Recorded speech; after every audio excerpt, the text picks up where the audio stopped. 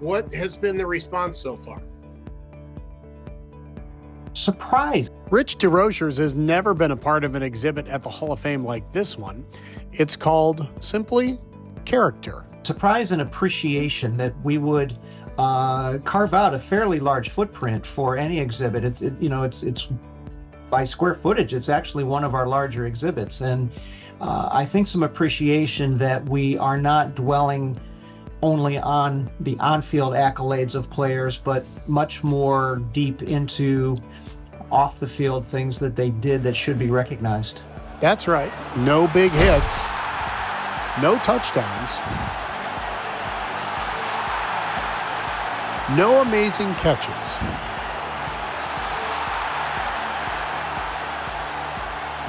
Just people and their stories, how they gave back and sacrificed for others in their communities.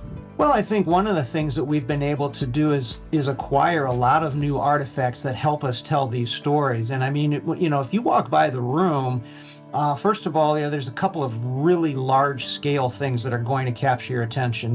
Cam Hayward is a very large man, but we've got an even larger than life size picture of him on the wall as at the time that the exhibit went up as the most recent Man of the Year award recipient. Winners of the Walter Payton Man of the Year award are here, the NFL's highest honor, as well as individuals who never got the attention they deserved.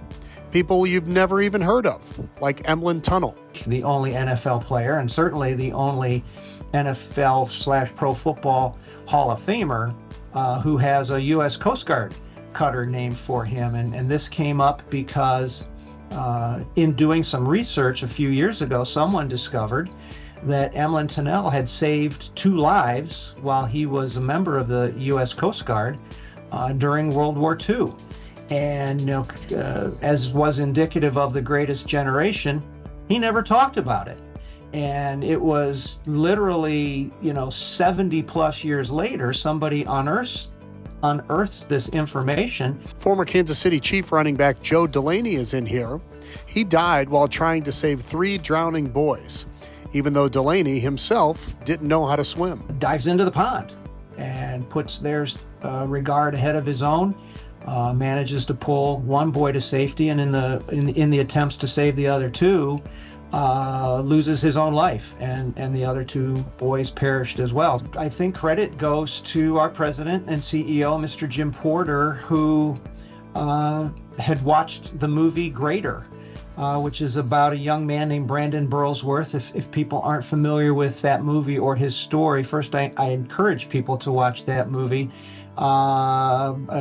Have your box of Kleenex handy, even you guys, because the ending is sad. Sad, but powerful. Same for this exhibit, which will be on display for the rest of the year. A way to tell stories that can't be found in the box score, but made a much bigger difference than the game itself. So, we get to tell stories like that of people whose heroism was unpublicized.